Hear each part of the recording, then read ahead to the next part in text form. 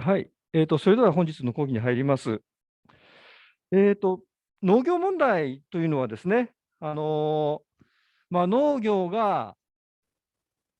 工業などの他産業のようにですね、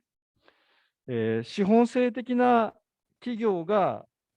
生産の担い手にはならない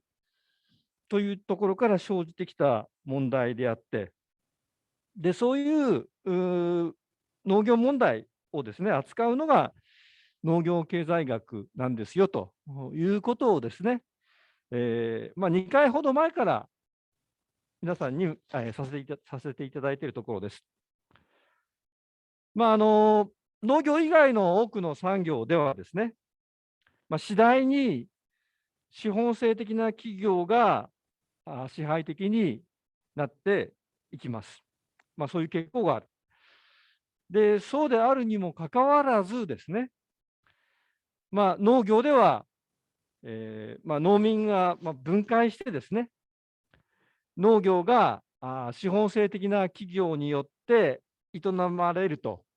いうことにはですね、なかなかならないわけです。言い方を変えるならば、農業ではですね、いつまでも家族経営が中心であり続ける。で、これはですね、一体、どうして、こういうことになるのか。で、そして、農業がですね、いつまでも資本性的な企業によって営まれることにならないで、家族経営中心に営まれ続けることによって、そこからですね、一体、どういう問題が生じてくるのか。前回ですね、分割地農民という言葉が、最後の方で、出てきましたけれども、分割地農民というのは、その土地所有者とですね、労働者と、で、さらに、資本家、経営者、そういう3つの立場をですね、一身に兼ね備えた存在であります。つまり、自分の土地でですね、自分で働きながら農業経営を行う、そういう家族経営の農民であるわけです。そういうわけですから、分割地農民はですね、土地所有者としては地代を要求することができるし、労働者としては労賃を要求することができるし、で、さらに、経営者、資本家としてはですね、利潤を要求することができるわけです。が、しかし、そうであるにもかかわらずですね、とりあえず、労賃部分さえ確保することができればですね、経営を続けることができる。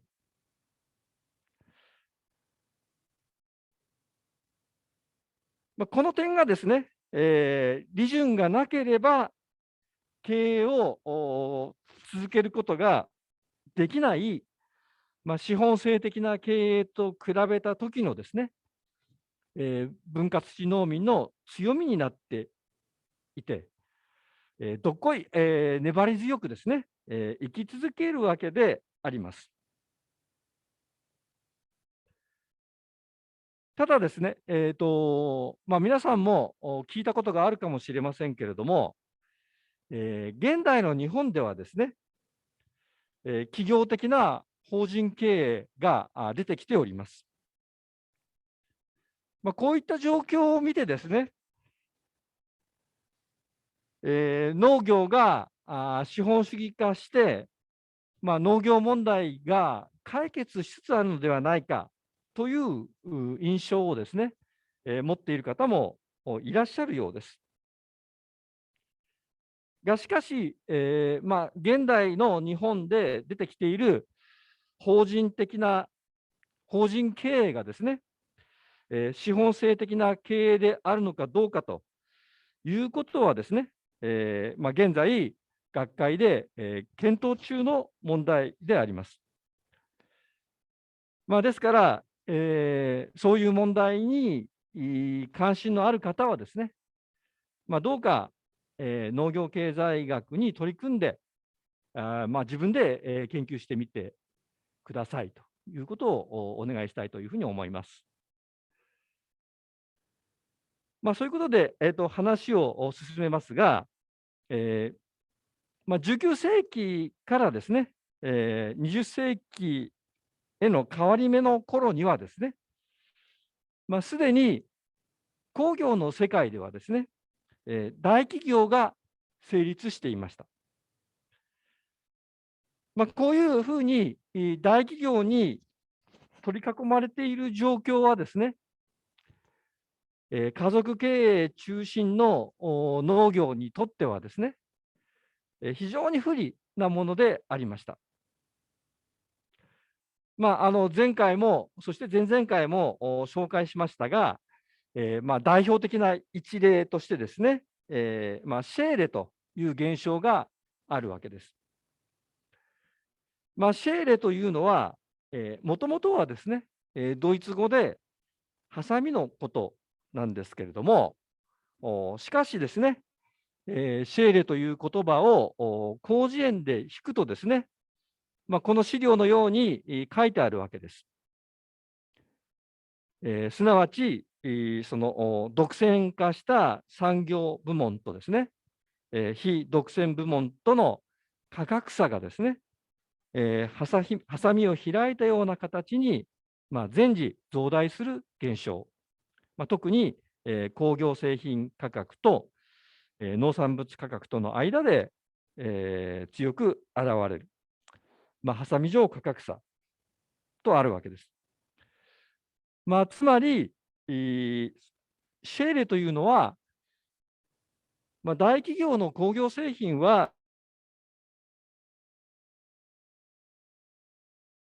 人為的にですね、価格を高くすることができるんだけれども、家族経営の農産物はですね、反対に、安く買い叩かれてしまう、そういうことです。で、この資料のですね、2枚目に示してあるのが、その現代日本の、シェーレであります。オレンジ線で示してあるのが農産物価格指数ですね。1970年を100にしてあるわけです。そして、その点線がですね、一番上の点線が、消費者物価指数ということで、消費者物価指数の中には、その農産物の価格指数も含まれていますけれども、工業製品等のですね、価格指数も含まれているわけです。これで見るとですね、農産物価格指数が、一般的な消費者物価指数よりも低く推移していっているということがわかりますね。あと、実践で示してあるのが農業生産資材価格指数ですけれども、こちらの方もですね、農産物価格指数を上回っているということがわかります。これがですね、現代日本のシェーレということであります。それでですね、過去2回はですね、シェーレということがありますよということを指摘していただけでしたけれども、今日はですね、このシェーレについて、少し詳しくですね、説明したいというふうに思います。そして、シェーレを説明するためにはですね、需要曲線と供給曲線のですね、話をしなくてはなりませんので、それから始めたいというふうに思います。でまず、重要なんですけれども、これはですね、一般に広く認められることなんですけれども、人々がですね、買いたいと思う商品の量というのは、その商品の価格に、依存しているわけです。皆さんも物を買うときにですね、高いものは買い控えると、安ければ買うという行動を取ると思うんですけれども、その商品の価格がですね、高ければ高いほど人々が買おうとする量は、少なくなって、で反対に、価格が安ければ安くなるほど、その商品が、多く需要されるということが社会的にもですね、起こるわけです。で、こういう、今言ったようなですね、価格と需要量の関係を示したのがですね、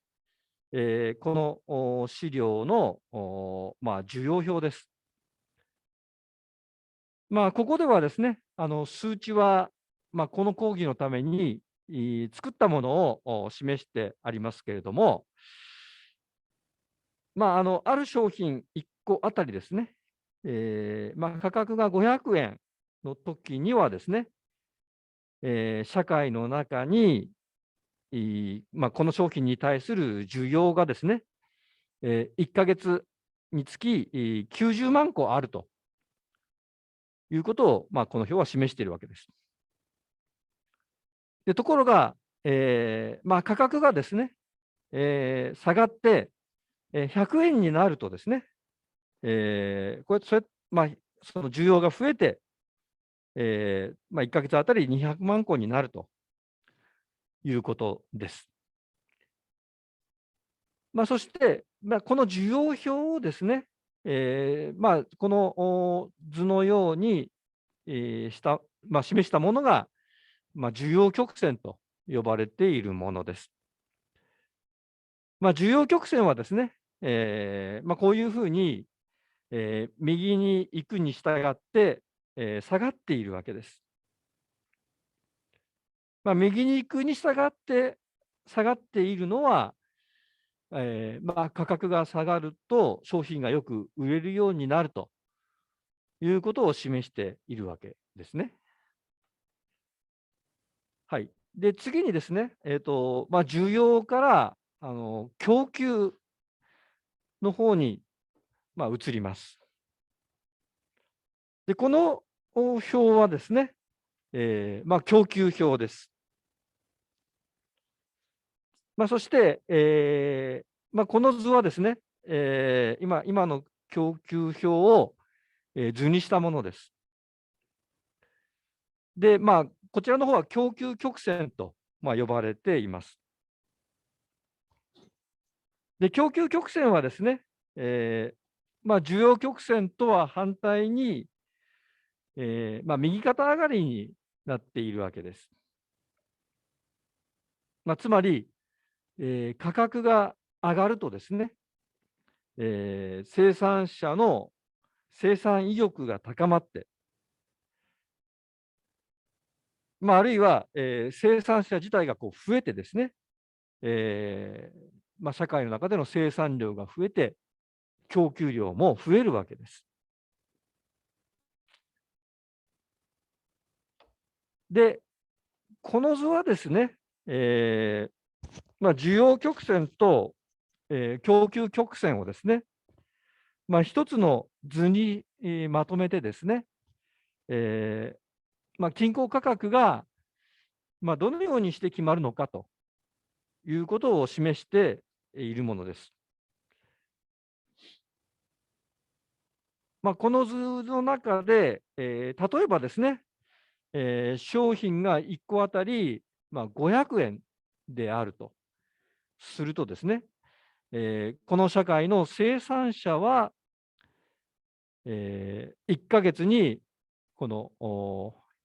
500円とこの点線の交点である180万個をですね、市場に供給するわけです。がしかし、その500円の時にはですね、消費者が需要する量は、この500円と実線との交点から下に伸ばしていくと、90万個でしかその需要しないわけです。そのためにですね、生産者にはですね、売れ残りの在庫がですね、出てくるわけですね。90万個の在庫が出てくるわけです。こうやってですね、売れ残りが出てくると大変なので、売り手である生産者はですね、価格を下げることを余儀なくされるわけです。こうやってですね、商品の価格は500円からどんどん下がっていくわけですけれども、どこまで価格が下がるのかというとですね、それはですね、この社会の中で、需要量と供給量が等しくなる点ですね。で、それはだからその需要曲線と供給曲線の交点になるわけですけれども、で、その需要量と供給量が等しい時の価格がですね、均衡価格と呼ばれているものです。均衡価格はですから、需要と供給の関係で決まる価格になるわけです。で、それはこの場合、300円になるわけですね。がしかしですね、注意していただきたいのは、需要と供給の関係はですね、え需要と供給が一致している時のですね、均衡価格の水準そのものを説明することは、できないということであります。今の場合、先ほど言ったように均衡価格は300円なんですけれども、ではなぜですね、均衡価格はその100円や400円ではないのか、どうして300円なのか。こういうことをですね、需要と供給の関係は説明することはできないわけです。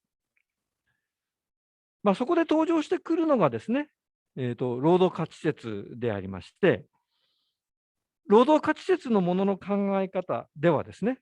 この均衡価格を決めるのはですね、商品を生産するのに、社会的に必要な労働量だということになるわけです。はい。それで、今ですね、説明しました、需要と供給と均衡価格の、話というのはですね、実は、その市場に関するですね、ある特定の状態を想定したものであるわけです。で、それは完全競争という状態であります。で、完全競争というのはですね、これから申し上げるように定義されています。つまり、完全競争というのはですね、えその特定の生産者がですね、価格に対して、何の支配力も持たない状態というふうに定義されています。それをですね、この図のように、えー個々の生産者がですね、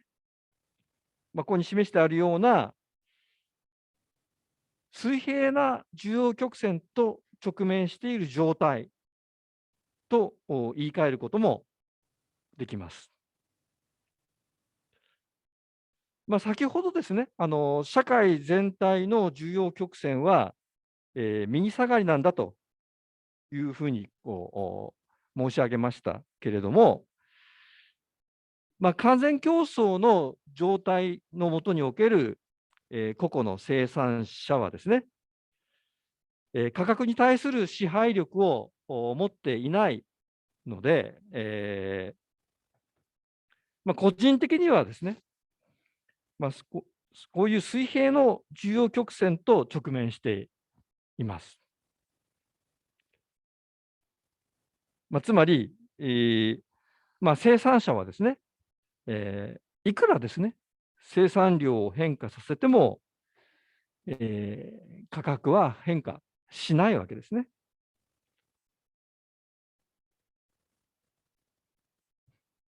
例えばトマトを生産している人がですね、トマトの生産量を倍にしたからといってですね、そのことによって、トマトの価格が下がるということはないわけですね。えー価格に対する支配力を、このトマト生産者は持っていないわけです。つまり、価格に対して影響力を持つことができるほどですね、大きな生産者ではないということですね。十分に、小さくて、規模が小さくて、その結果として価格に支配力を持っていないということです。一般にですね、農産物の市場は完全競争市場に近くて、農業生産者は、水平の重要曲線と直面しているというふうに言われています。十分に規模が小さいということですね。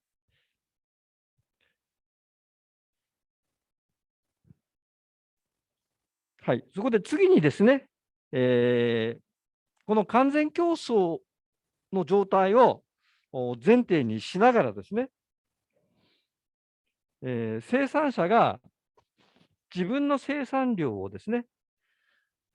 どのように決めているのかということを見てみたいと思います。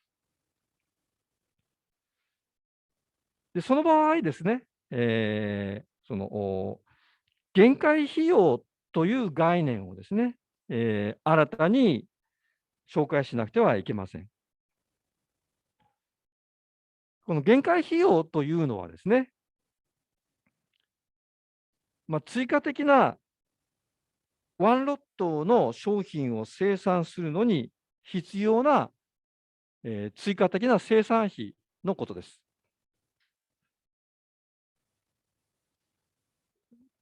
例えばこの表でですね、商品5ロットを生産するのに、必要なですね、総費用である、210万円からですね、4ロットを生産するのに必要な、総費用である160万円を差し引いた、50万円がですね、限界費用になっています。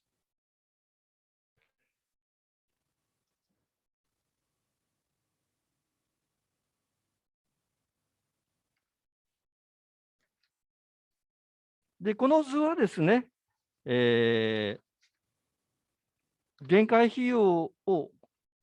図にしたものなんですけれども、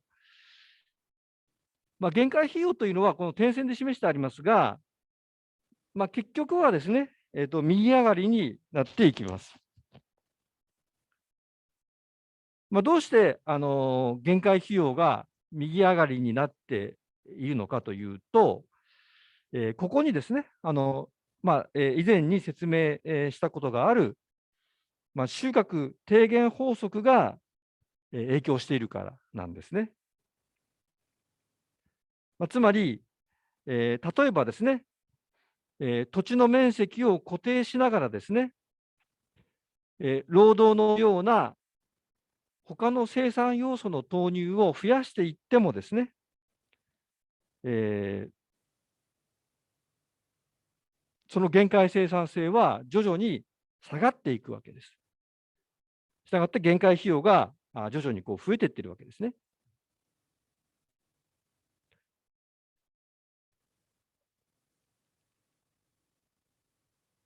で、この場合ですね、生産者は、えこの図の中でですね、実践で表現してあります価格ですね、商品の価格が、点線の限界費用と等しい点、つまり価格イコール限界費用の点で、生産を行います。で、それは具体的に言うと、大体その生産量4ロットのところであります。で、どうしてこういうことになるのかというとですね、この価格イコール、限界費用の点でですね、生産者の利潤が最大になるわけです。で、この場合、利潤はですね、生産者が商品を売って受け取る、収入合計とですね、その商品を生産するのに、要した費用合計との差額であります。で、限界費用がですね、商品の価格よりも低いと、生産者の利潤は、増加します。例えばこの3ロットの生産を行っているときには、この限界費用がですね、価格よりも低いわけですから、この限界費用と価格の差の分だけの利潤の増加というものが生じるわけです。そして、利潤はですね、えそれ以上生産量を増やしても、もはやですね、利潤は増えないというところで最大になるわけです。で、それが、この4ロットのところですね。で、さらに4ロットを超えてですね、5ロットまで生産を伸ばしてしまうと、今度はですね、限界費用が商品の価格を上回っているわけですから、えー商品をさらにこう追加的に生産すると、この限界費用と価格の差額分のですね、利潤の減少というものがこう生じてくるわけです。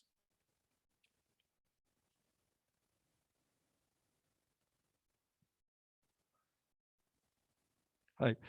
以上がですね、完全競争市場における、生産者の行動ということなんですけれども、ところがですね、大企業の工業製品はですね、えー今、説明した完全競争市場ではありません。それは完全ではないので、不完全競争市場というふうにこう呼ばれています。で、この不完全競争市場の場合にはですね、価格だとか生産量の決まり方はですね、え今紹介した完全競争の場合とはですね、大きく違っているわけです。でまずですね、この不完全競争市場の生産者はですね、企業の規模が大きいので、その市場で形成される価格に対してですね、ある程度の支配力を持っています。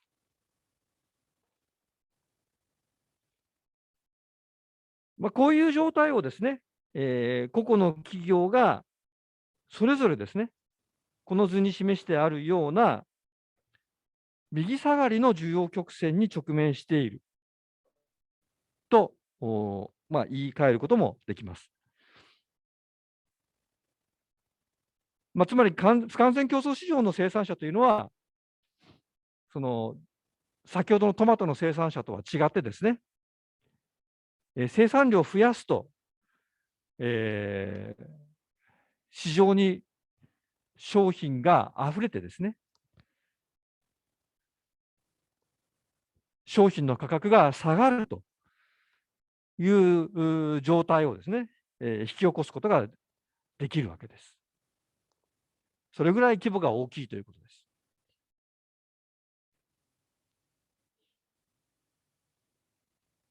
で、こういう市場に直面している生産者の行動のあり方というものはですね、先ほどの完全競争市場における生産者の行動のあり方と大きく違っているわけです。そこで、次にですね、こういう右下がりの需要曲線に直面している企業がですね、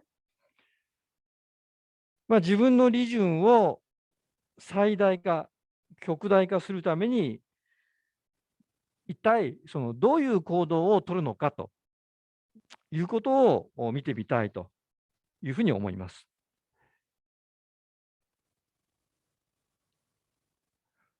はい。で、この表なんですけれども、えー大企業の行動をこの表で説明しようとしているわけです。で、企業による生産量はですね、一番左です。で、この場合のですね、生産物の価格なんですけれども、え企業はですね、右下がりの需要曲線と直面しているので、生産物の価格もですね、この企業の生産量とともに、低下していきます。先ほどの完全競争の場合はですね、どんなに生産量を増やしても価格が変わらないという前提でお話をすることができたわけですが、大企業の場合にはですね、生産量が増やすと価格が下がるという状態を想定しながらお話をする必要が出てくるわけです。で、実際ですね、価格もゼロロットの時は200億円だったのが、だんだんとですね、下がっていくことがわかると思います。はい。それでですね、総収入はですね、価格かける数量ということなんですが、これもですね、えだんだんとこう下がっていく、価格が下がっていくともにいくのに伴ってこう変化していくわけです。で、総費用はですね、生産が増加するに伴って、増加していますけれども、ここでもですね、先ほどの場合と同様に、収穫低減法則に従っていて、追加生産量あたりのですね、追加コスト、つまり、その限界費用はですね、あるところから、え増加するというふうにこう考えています。そして、総収入と総費用の差額がですね、利潤になります。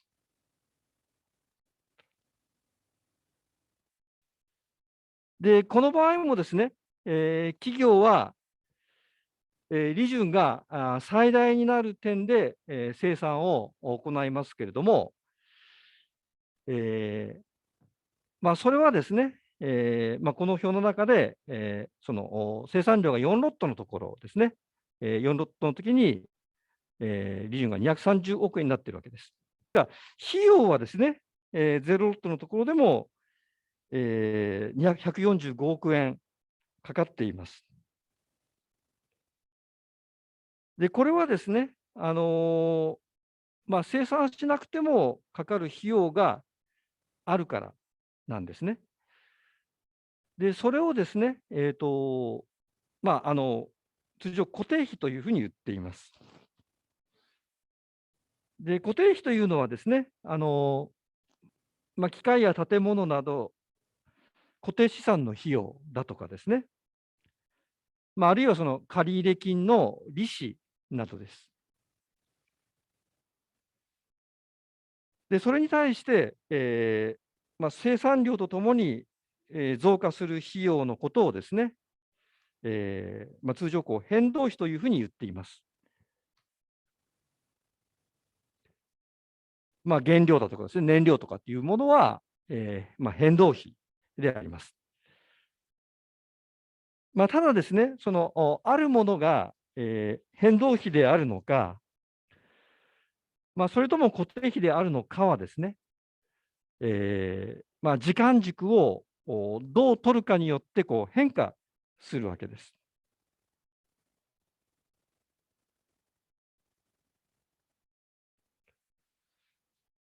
長期間にわたってですね、生産が増加する場合には、例えば工場を新たに、増設するだとかというような形でもって、機械やですね、建物を増やすということが必要になりますから、物事を長期的に考えてみると、短期的には、固定費と考えられていたものもですね、変動費として考える必要が出てくる場合があるわけです。今言ったようにですね、固定費と変動費の区別がなくなる期間のことをですね、通常、長期と言っています。それに対して、固定費と変動費の区別が必要な期間のことを、短期と言っています。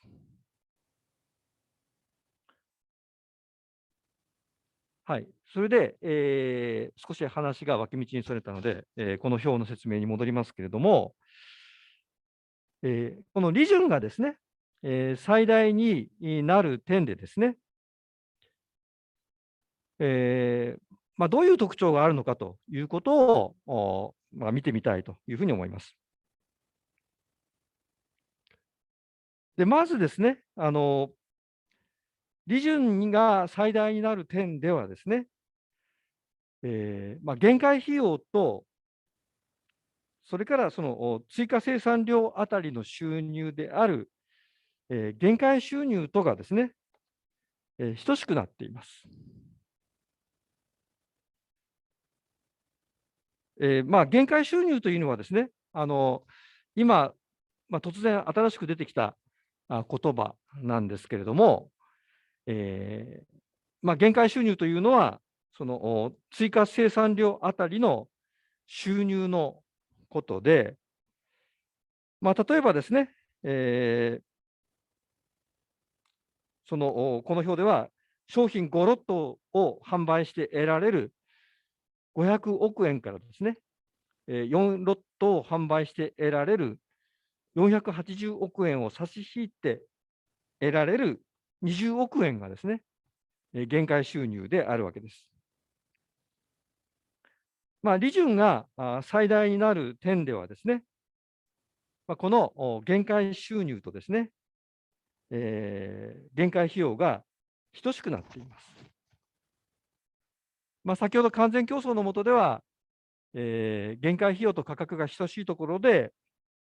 生産が行われるというふうに言ったことに対応した話ですね。不完全競争の下では、この限界収入と限界費用が等しくなる点で、企業は生産を行えばですね、利潤を最大化することができるわけです。ただ、この図の中ではですね、生産量を整数にしてありますので、4と5の間ということが、表現できてませんけれども、この表の中では、ですから4ロットと5ロットの間でですね、限界収入と限界費用が等しくなっているわけです。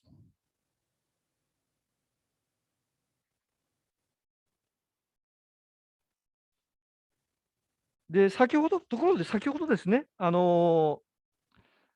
全競争の説明の中では、生産者は限界費用と価格が等しいところで生産を行う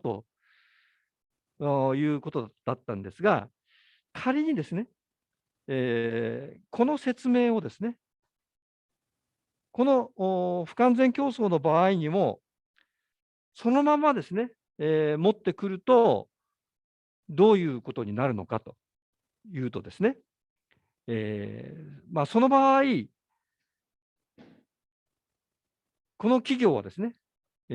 大体その6ロットのところで、生産を行うということに、なるわけです。というのは、6ロットのところで、価格が80億円で、限界費用が70億円ということなんで、限界費用と価格がですね、大体6ロットのところで、等しくなっているわけです。で、その場合の際の価格は、今言ったように80億円であります。で、つまり、この大企業はですね、完全競争の場合にはですね、6ロットの生産を行うところですね。実際には、4ロットしか生産しないで、生産量の制限、供給制限を行っているというふうに考えることができるわけです。で、そして、そのことによってですね、商品の価格を、引き上げているわけです。つまり、完全競争の場合にはですね、1ロットあたり80億円である商品の価格をですね、120億円に釣り上げているわけです。こうやって、供給制限を行うことによってですね、商品の価格を釣り上げ、そのことによって、企業の利潤は増えているわけです。生産量を6ロットとするとですね、この企業の利潤は、110億円なんですけれども、生産量を4ロットに制限するとですね、利潤は、230億円になるわけです。で、この230億円とですね、110億円の差額である、120億円がですね、独占利潤と呼ばれているものになるわけです。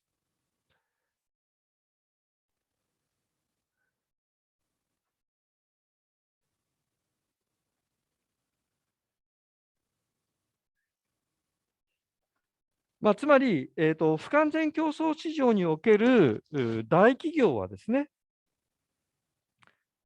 自分の商品の価格を引き上げて、独占利潤を得ているということになるわけです。で、なおですね、今の例では、大企業はですね、単独の一つの企業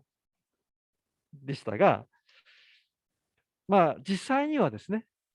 いくつかの大企業がですね、より集まったその企業連合のようなものでも構いません。同じ商品を作っている複数の企業がですね、相談して協定を結んで、価格を決定するということをですね、カルテルというふうに呼んでいます。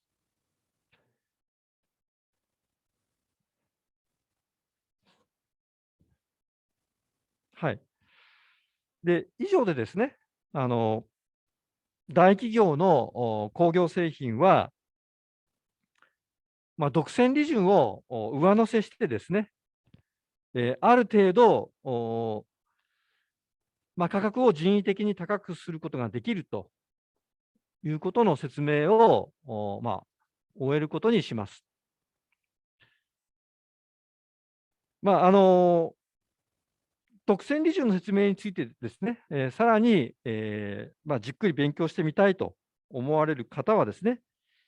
ここに紹介してある、その、満級のミクロ経済学の教科書などもですね、参考にしてみてください。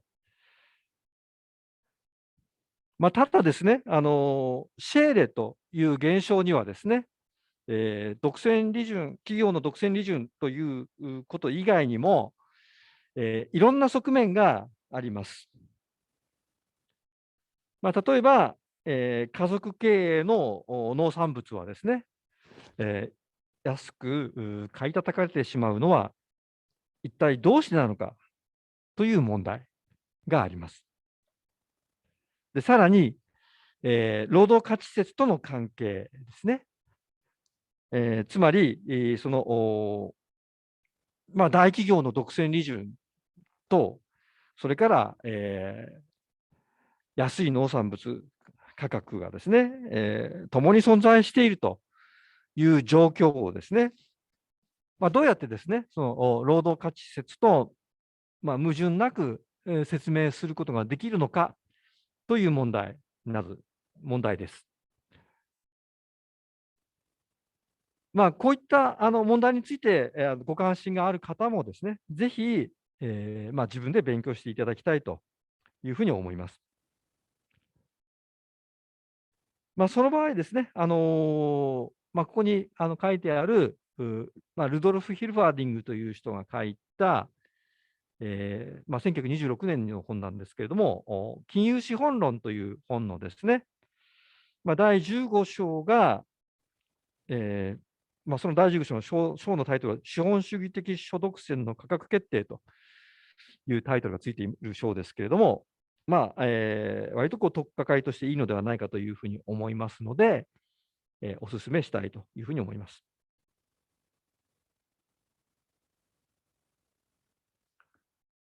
さて、こういうふうにですね、シェーレによってですね、不利な状況に置かれた農民はですね、一体どうしたらいいのでしょうか。農民たちはですね、その自分たちを農業協同組合などに組織してですね、団結しながら大企業に対抗してきました。また、政府はですね、不利な状況に置かれた農民に対して、どうやって、政策的に、対応してきたのでしょうか。政府はですね、ある時は、家族経営の農民を保護してきました。それは、農産物価格を保証したりですね、あるいは、所得を直接保証するというような形でもって、家族経営の農民を保護するというようなことを行ってきました。で、また、別の時にはですね、えー今度は鞭を入れて、農民の分解をむしろ政策的に推し進めてですね、農業も大企業とまではですね、いかなくても、少なくともですね、資本家と労働者による資本性的な企業によって営まれる状態に農業を持っていこうというふうにしていました。ただですね、すでに工業の世界で大企業が出来上がってしまうとですね、まずですね、その農民は、シェーレなどによって、苦しめられているので、農業が農民が順調に伸びてですね、資本主義化するということは、より一層ですね、困難になってきます。また、仮にですね、農業が、資本主義化したとしてもですね、おそらくはですね、規模の大きい工業の企業と比べたですね、農業の劣勢はですね、なかなか挽回することはできないわけです。ということで、農業問題というのはですね、え前々回からお話ししているように、もともとはですね、農業が、資本制的な企業によって営まれることにならないことから生じてきたさまざまな問題であるというふうに申し上げましたが、工業の世界で、すでにですね、大企業が出来上がってしまったですね、20世紀以降はですね、仮に、今言ったような意味での農業問題を解決したとしてもですね、つまり、農業がですね、規模が小さい資本制的な企業によって営まれるようになるぐらいではですね、農業の工業に対する不利はですね、なかなか挽回できないようになってしまっているわけであります。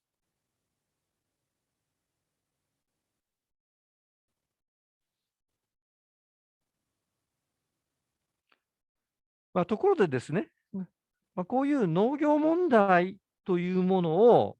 意識しながらですね、先進国経済の状況を、その経済全体といいますか、あるいは経済を高いところから長官してみますと、ややですね、グロテスクな状況が浮かび上がってきます。つまりですね、一方にはですね、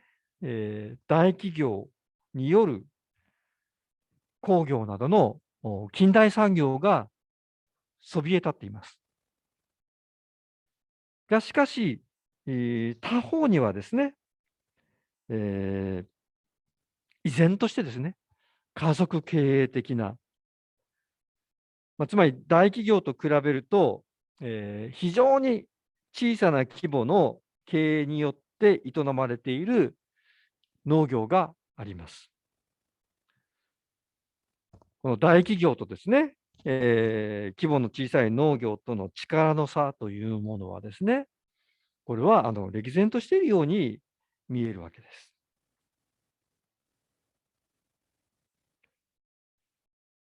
で、なおですね、これから使う言葉のことを少し、ここで説明しますと、え工業などのですね、大企業を中心とする産業分野全体のことを、これから資本性セクターというふうに、呼びたいというふうに思います。セクターというのはですね、産業分野だとか、産業部門のことです。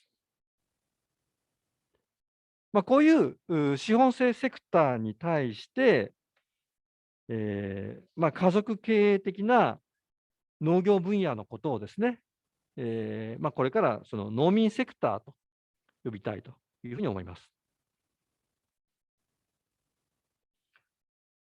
で、20世紀以降のですね、先進国経済の状況を見ると、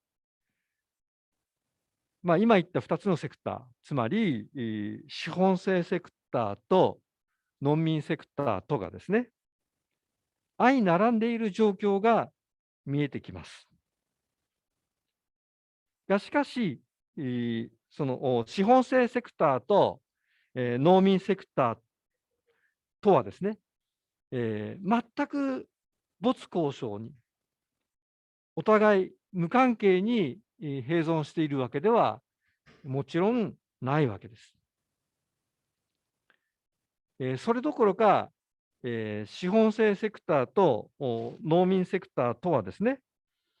お互いに強く結びついているわけです。どのようにして、この2つのセクターは結びついているのかというと、それはですね、市場を通じて結びついているわけです。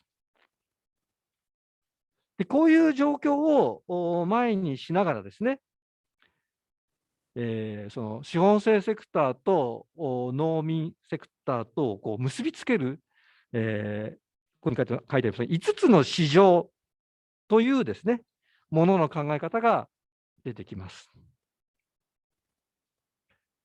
つまり、資本性セクターと農民セクターとはですね、ここに書いてある農産物市場、農家の生産物のからなっている農産物市場で、さらに農家購買品市場、これは農家さんが、の工業などから購入する製品からなっている市場ですね。そして金融市場。これは、銀行にお金を農家さんが預けたり、反対に、農家さんがお金を借りる市場。そして労働市場。これは、農家さんがその兼業などを通じてですね、農外企業で働く市場。あるいは、農家であることをやめてですね、農外で働く市場。で最後に土地市場ですね。これは土地を売買するための市場であります。こういう5つの市場を通じてですね、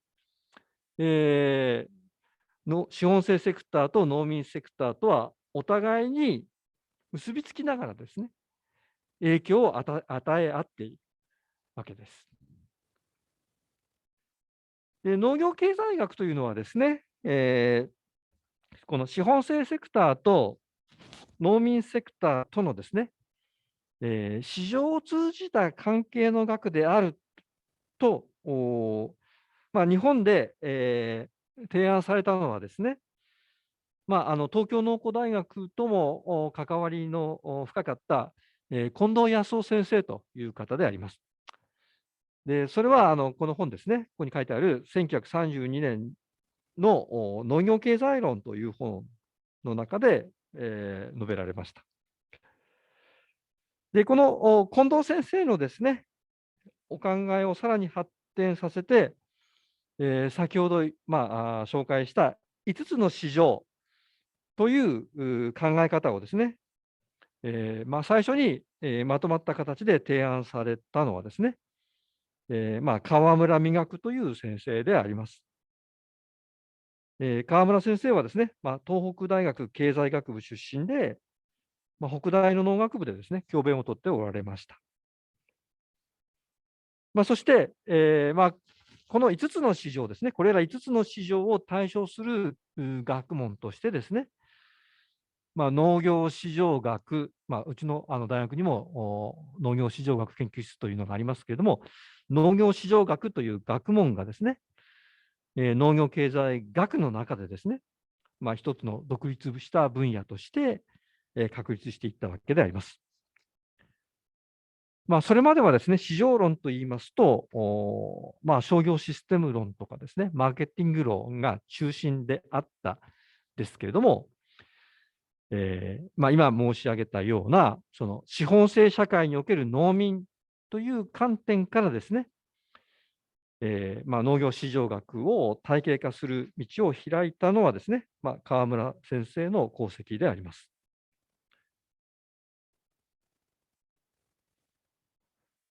5つの市場というとちょっと多いなという感じが、するかもしれませんが、実はですね、こういったその市場を通じた農民セクターと資本性セクターの結びつきをですね、まとめて表現する言葉があって、でそれがですね、この一番下に出てきている接合という言葉であります。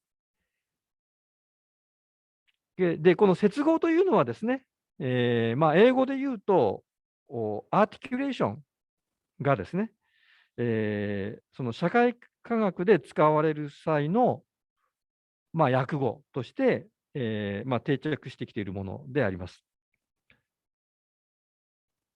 で、社会科学でですね、アーティキュレーションという言葉が、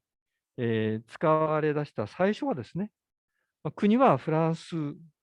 で、研究分野はですね、発展途上国の研究でした。で、時期は1970年代ですね。フランスで使われ出した言葉なので、英語でアーティキュレーションと発音しないで、フランス語風にですね、アーティキュラシオンとかっていうふうにこう発言した方がいいのかもしれませんけれども、ともかくですね、このアーティキュレーションという言葉は、社会科学以外でもですね、いろんな分野で使われているようで、解剖学だとか植物学だとかですね、なんかでもこう使われているようなんで、皆さんも聞いたことはありますかね。関節のことですね。解剖学なんかで解剖学では関節という意味で使われるようです。そういうさまざまなですね、学問で、使われていた言葉がですね、1970年代に、社会科学でもこう使われるようになったということであります。そこで、この接合という言葉がですね、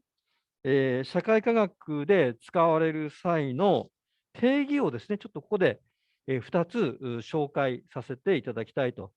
いうふうに思います。はい、思います。ちょっとすみませんね。これはなんだ。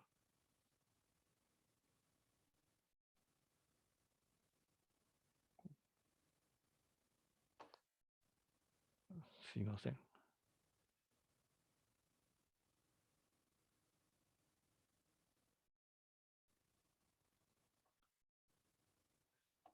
はい。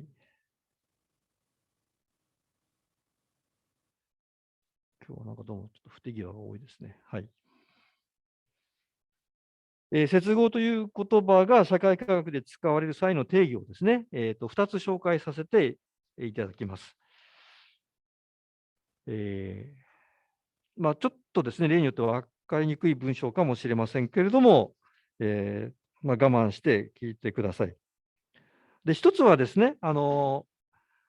利健三さんという方の定義です。この上の方に書いてあるやつですけれども、読みますと、接合理論を仮にですね、異なる生産様式の共存と相互の働きかけの対応、および、そこから生じる独特の緊張関係と変容を構造的に解明する仮説と理解しておきたい、というものです。ここにはですね、ここでは、単なる接合ではなくて、理論という言葉がついていてですね、接合がその理論に昇格していて、この概念を使ってですね、いろんな現象を説明、しようというですね、意気込みがですね、感じられる文章かと思います。で、その接合理論を使ってですね、じゃあ一体何を解明しようとしているのかというとですね、それは異なる生産様式の、共存と相互の働きかけの対応としています。ここにですね、その生産様式という、あまり聞き慣れない言葉が出てきますが、生産様式という言葉にはですね、生産力と生産関係との統一という、ちょっとさらに難しい定義がありますけれども、ここではですね、先ほど紹介した農民セクターだとか、あるいは資本性セクターのことをですね、それぞれ生産様式と言うんだなと、そういう程度のことでご理解いただきたいというふうに思います。で、その農民セクターと、資本性セクターとの関係はですね、共存と相互の働きかけなんだと、この毛利さんはおっしゃっています。こういう毛利さんの定義はですね、その農民セクターと資本性セクターの関係をですね、割と対等といいますか、平等な関係として見ているなという印象をですね、読む者に与えるのではないかなというふうに思います。そういうふうに理解していただけるのではないかなというふうに思います。で、次に紹介するこの接合の定義はですね、山崎薫さんという方のものです。この山崎さんの文章とですね、先ほどの毛利さんの文章の違いをですね、ちょっと皆さん、味わっていただきたいというふうに思うんですけれども、山崎さんの文章を読むということにしたいと思います。はい。で、ある諸用の社会は、複数の生産様式によって構成されており、その生産様式の一つが支配的なものとして、他のものを下属させている。これら生産様式は、それゆえ、支配的なものを中軸として関係し合っており、その関係を接合と呼ぶ。つまり、社会という実在は、諸生産様式の接合からなる。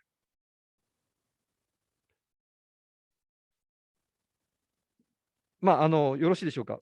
ここにもですね、生産様式という言葉が出てきますけれども、前と同じようにですね、農民セクターや資本性セクターのことの、総称なんだなというふうに理解していただきたいというふうに思います。で、この山崎さんの定義でですね、先ほどの毛利さんの定義と大きく違っているのは、毛利さんの定義ではですね、農民セクターと資本性セクターの関係をですね、先ほど見たように、割とですね、対等、平等な関係として見ていたのに対して、山崎さんの定義ではですね、生産様式が一つが支配的なものとして他のものを下属させているだとかですね。あるいは、生産様式は支配的なものを中軸として関係し合っている。こういう表現に見られますように、農民セクターと資本性セクターの関係がですね、優劣関係、あるいはその支配、従属関係にあるというふうに見えるということです。で、こういうふうにですね、異なるセクター間、あるいはその生産様式間の関係を支配従属関係という視点から捉えようとするとですね、これはもはやですね、接合などというですね、まどろっこしい表現で、捉えるのではなくてですね、直接に、支配従属という表現で捉えた方がいいというですね、考え方が、当然ですね、出てくるわけです。でそれがいわゆるですね、従属学派と呼ばれる方たちです。で、この従属学派が出てきた時期なんですけれども、それはですね、接合という言葉と、同様に、1970年代であります。で、この従属学派が、捉えようとした問題はですね、先進国に、本拠地がある多国籍企業、資本セクターとですね、途上国の農民セクターの関係であります。多国籍企業というのは、先進国に本拠地がある大企業のことです。多国籍企業は、世界中に支店や工場を持っていて、地球上を舞台にしながら活動しています。そういう企業の活動がですね、1970年代に特に、目につくようになってきたわけであります。私は盛んにですね、今日大企業と言ってきましたけれども、その大企業の活動がですね、全地球的規模に広がっていったわけです。で、それが、1970年代でありました。で、そして、そういう多国籍企業がですね、途上国の農民たちと、関わりを持つようになっていったわけであります。で、この従属学派の中の一人である、ここに書いてあるそのフランクという人がですね、1975年に出版された世界資本主義と低開発という本の中でですね、先進国の多国籍企業が途上国の農村開発を行ってもですね、それは、途上国の農民セクターなどを従属的状態に置きながら行っている。だから、開発の結果として生じてくるのはですね、途上国の農村の発展、開発などと言えるものではなくて、むしろですね、いつまでも低開発の状態に押しとどめることなんだというふうに言っています。でそして、こうやってもたらされる、途上国農村の慢性的な停滞の状態をですね、デベロップメント・オブ・アンダーデベロップメント、低開発の開発とでも訳すんでしょうかね。そういう非常な有名なフレーズで、表現しました。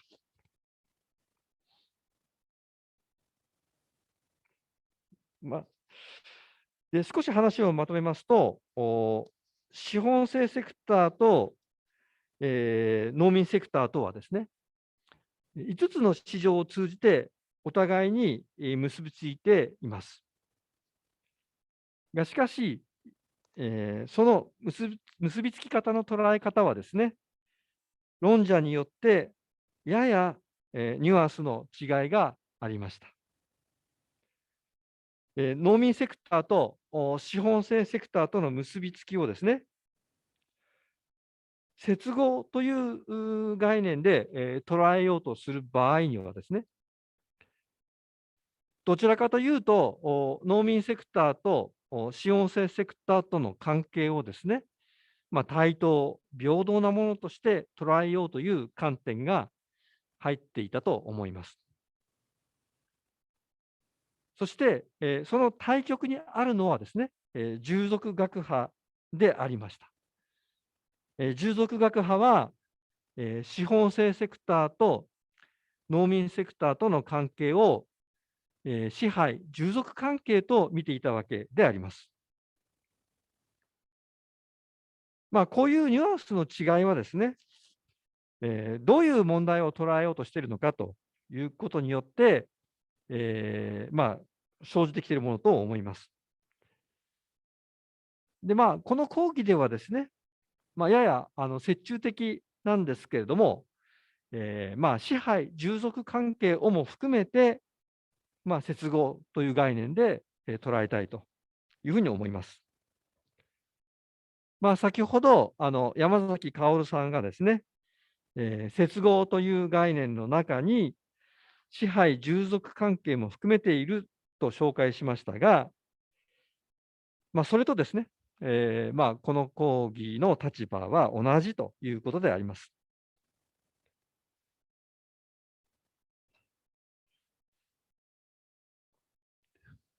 さて、資本性セクターと農民セクターとはですね、5つの市場を通じて、接合しているわけです。そして、接合しながらですね、おおむね、一つの全体経済を、形作っています。でなおですね、この全体経済の中には、農民セクターだけではなくて、その他にもですね、漁民セクターだとか、あるいは小商店セクターだとか、こういうですね、資本性セクター以外の諸々のセクターが入っているわけです。こういうセクターのことをですね、資本性セクター以外のセクターということで、ひっくるめて、非資本性セクターというふうに言っています。でそして、この非資本性セクターの、代表格がですね、農民セクターであるわけです。で、ある社会はですね、資本性セクターと非資本性セクターとが接合しながら作り上げている全体であります。でこの場合、社会をですね、いくつかのセクターが、市場を通じてくっついて成り立っているものとして捉えているわけであります。で、こういう観点から捉えた社会、複数のセクターがくっついて社会が作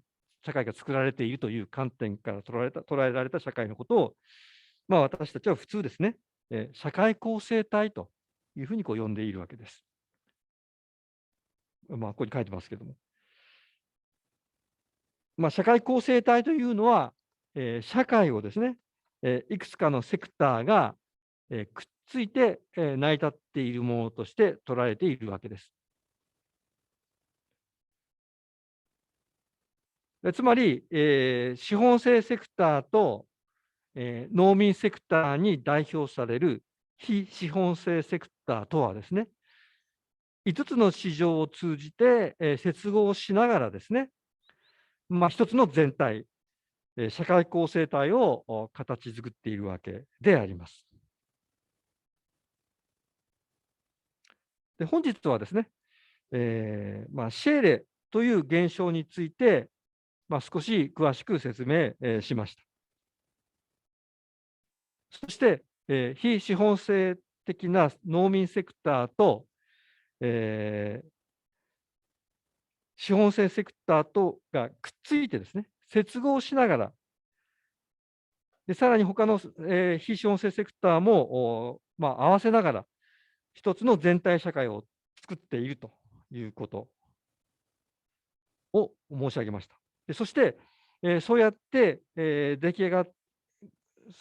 いくつかのセクターがくっついて出来上がってくっついて出来上がっているのが、社会構成体であるということも説明いたしました。はい。それで、本日の講義を終わりということにしたいというふうに思います。